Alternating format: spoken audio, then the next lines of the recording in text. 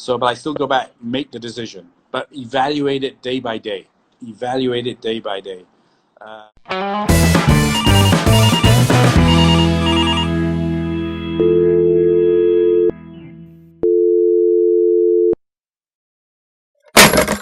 How do you define a good decision?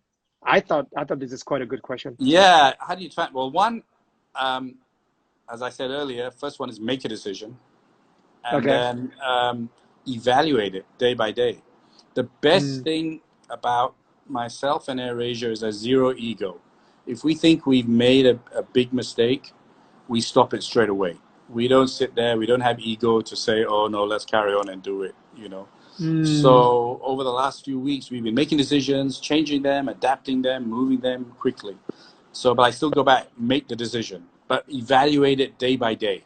Evaluate it day by day. mm. There's a great book that talks about constant change.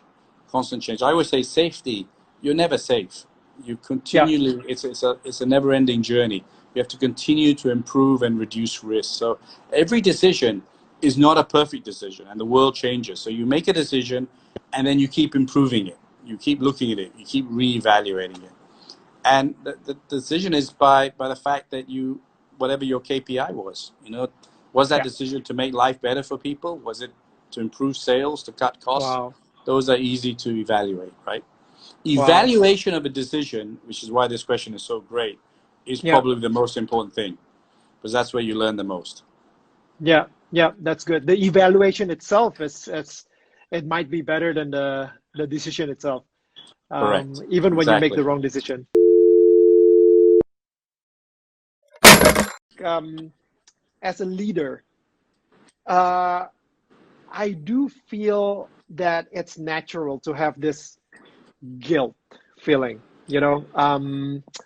though even though this is like it's a pandemic, nobody has ever forecasted this to happen, and it's no one's fault. But um, you know, my guilt towards my staff, for example, as a leader, is quite overwhelming. Sometimes it's even burdened me. I got panic attacks. I wake up in the middle of the night. How do you sleep at night? Yeah. Well, to be honest, I'm sleeping okay. We got Okay. to be strong. We gotta, we as a leader, we can't be weak. Uh, Yeah. I have 29,000 staff.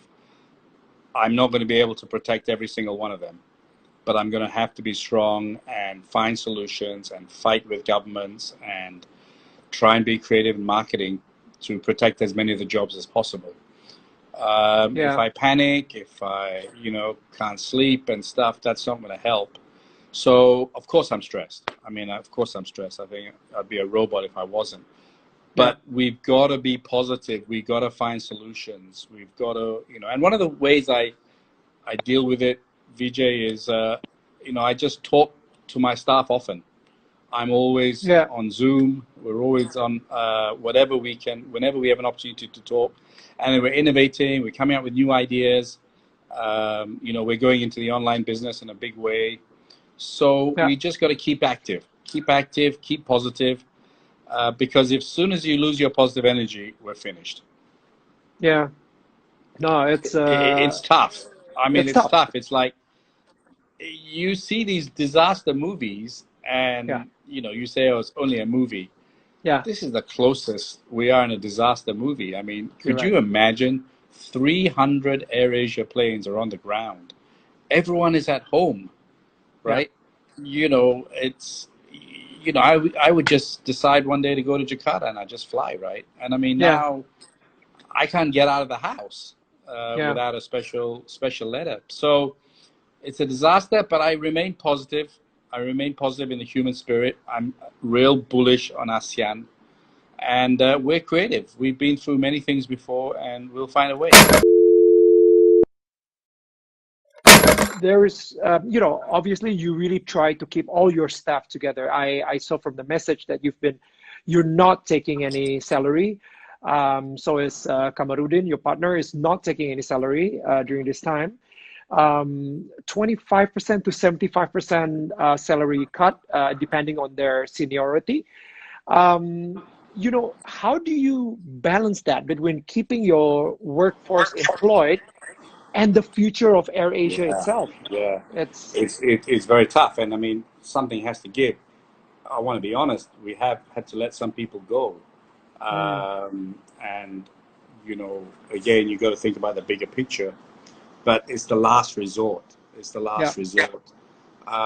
We have tried to, and I'm very blessed with fantastic staff. From a certain level, which is about $1,000 US, we don't cut anyone's pay. It's 1,000 above, right? But there comes a point we've had to let some people go, and some people will find some better jobs, and we're sad to see them go, because obviously the aviation industry is probably the hardest hit of any mm, industry, you know. And so, it's you've hit it. It's a balance. There's a balance of keeping everyone, sacrificing a little bit so everyone else benefits. mm, It's a tough balancing act. But I gotta say, and this is again as transparent as it can be, I got amazing staff. We have an amazing culture in AirAsia. I mean, the spirit that keeps me going, the fact that I can sleep at night is I have such one leader can't do it. You have to have yeah, an amazing support system. Leaders who think it's all about themselves are on mm, another planet. I have 29,000 incredible all-stars who yeah, provide a support system for me.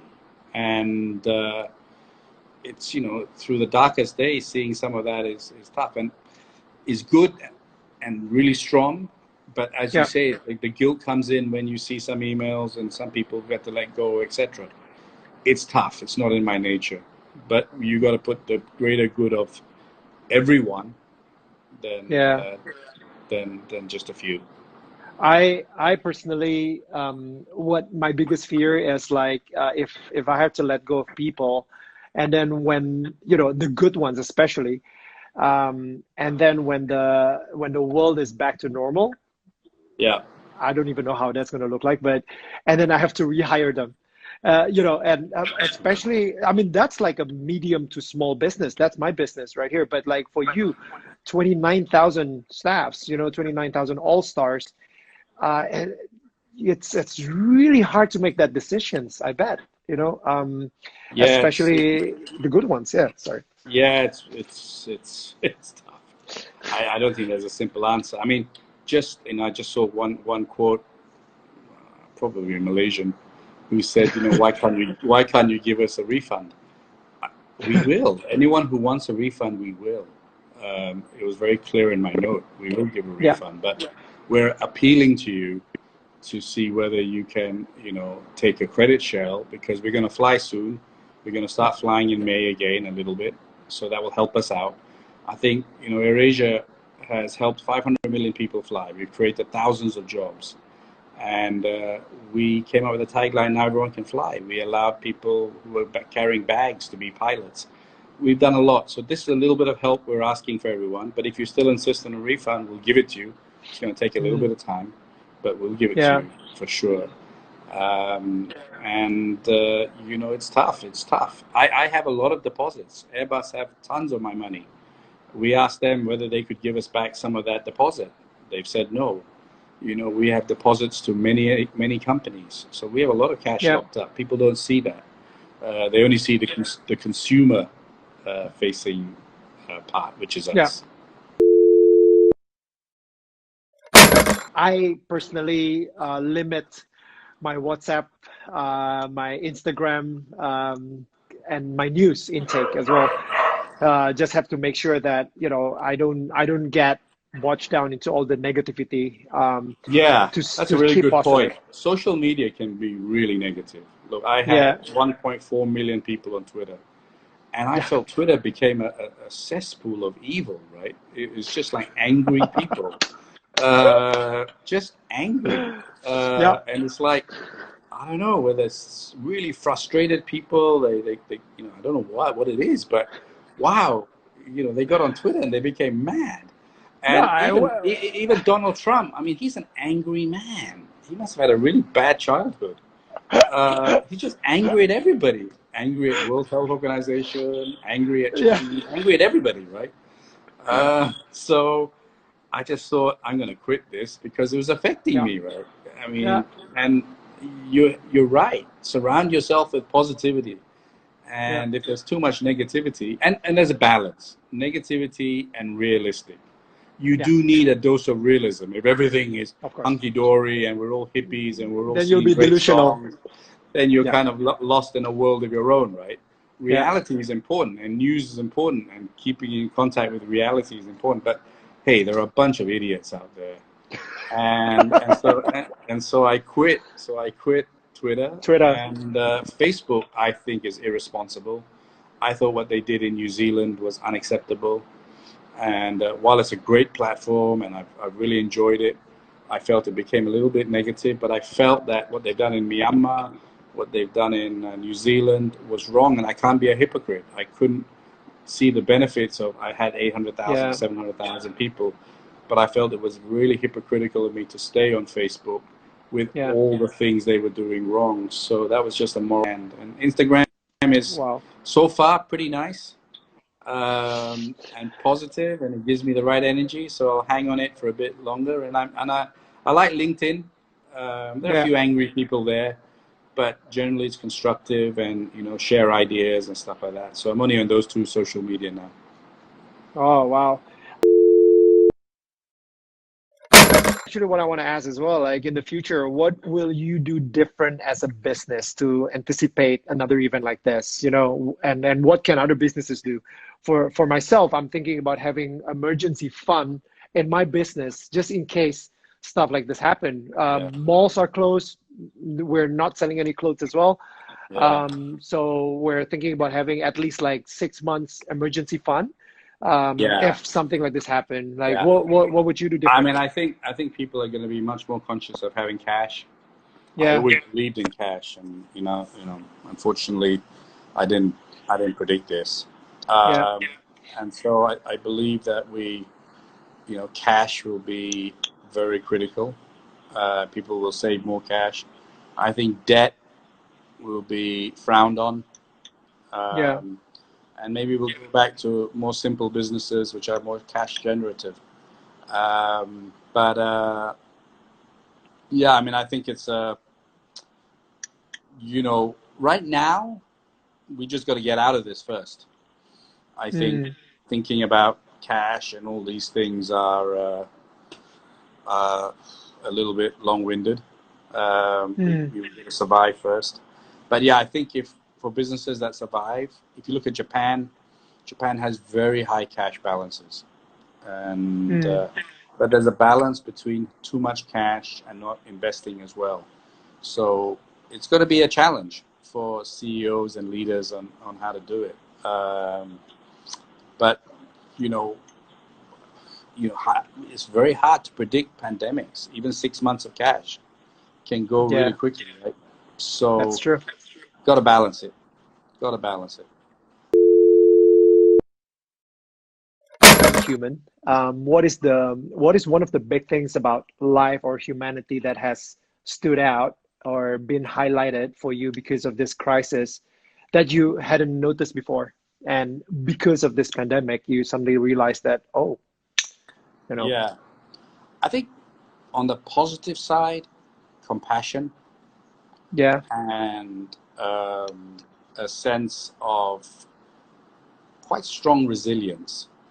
Um, we in Southeast Asia moan a lot, and I see less moaning than normal.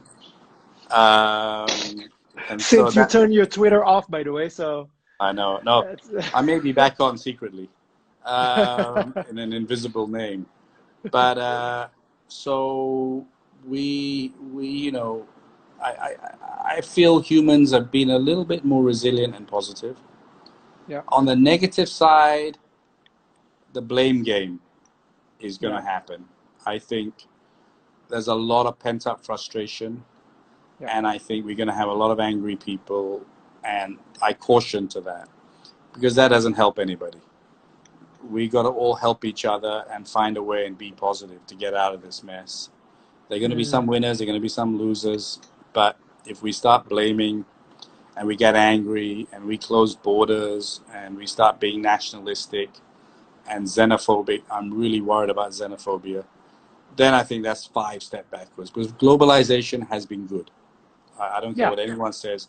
Globalization has been good for the world, and we must continue on that efforts. And I think my biggest fear in this pandemic is that globalization is going to be slowed down. But on the positive side, the strength of the human spirit is amazing. You know, even footballers, right? Footballers, you know, doing what they're doing. They've always been great for the community. They get a hard time because they get paid a lot of money.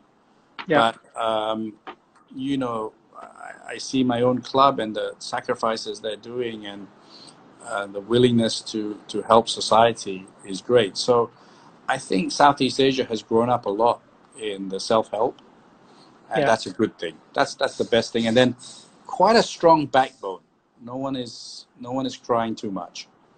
And I hope that continues when reality comes back. That's true. I believe that today the world is restarting itself, right? Yeah. And this goes for everything. And I think, I don't know, it has never been happened like this in the history of the world, where people gather together as one to fight COVID-19, because they have one single enemy right now, which is the Yeah. virus. So Yeah. that's what I see. You know, that's what I like in humanity nowadays. You know, like, well, I don't care who you are, what you are, or your background is. I'm just here to help you out. You know, we Yeah. donate a lot, especially here in Indonesia, where we have like multi ethnicities and stuff like that, and like people just help other people out. You know, you're in the medical team. We're just going to donate stuff to you. Yeah. You're someone who's riding out the motorcycles, the taxi motorcycles. We're just going to start giving you food and stuff like that. And Yeah. it's just, and everybody's just helping out each other. And I feel like that's something very powerful, and it's not going to stop post pandemic. I hope that people will still have that, like Well, what I you hope so. I said, you mean, know. the virus has shown that it's not discriminatory. Doesn't care what Yeah, religion you are, doesn't care what race you are, doesn't care whether you're rich or you're a president or you're a prime minister. It that's it. actually is the great leveler. And Mm, if there's one thing to think about it, is that we're all the damn same. And the mm, quicker we realize that we should work together and help each other, as with yeah, not just during a crisis, but during every day, then we realize that there are 2 ways that this world can take after this crisis. We can see that the virus affects everybody and yeah, we're all human. Or 2, we become a little bit selfish and start only yeah. helping certain types, right? So I hope it's the former. Do you have any advice or maybe encouragement for people who own small businesses? Yeah, I mean, I think this online revolution is a wonderful opportunity. Grab it. Yeah, We've yeah, been doing our Save Our Shop campaign. We have 1,000 shops that never are online. We're training them. We have an academy to train them, to help them become online entrepreneurs. So I think that's a great opportunity mm, to at least get some turnover going, as yeah, opposed to your shop being completely closed. Start learning about cross-border. So there's so many goods yeah, in Indonesia that can sell in Malaysia and Thailand, and vice yeah, versa. And AirAsia will be there to move those goods along, not just buy goods from Alibaba or whatever. yeah, yeah, And to relook at your business and streamline your business, because mm, we just opened a restaurant called Santan, and we had 4 different types of cooking methodologies and so many things. And I said, keep it simple. So I mm, think for small businesses now, probably 80% of your turnover is coming from 20% of your products. So mm. streamline your business, be focused, be damn good at what you do. Use this time to refocus your business, and so that when it's ready to roll, you're in a stronger position, and then take advantage of the online uh, That's so good. marketplace to Yeah. try and grow your business. What's the hardest decision you have? What's the trade-off? Oh, well, the hardest decision is letting people go. Simple. Yeah. That's the hardest decision. Mm, I'm really not very good at it.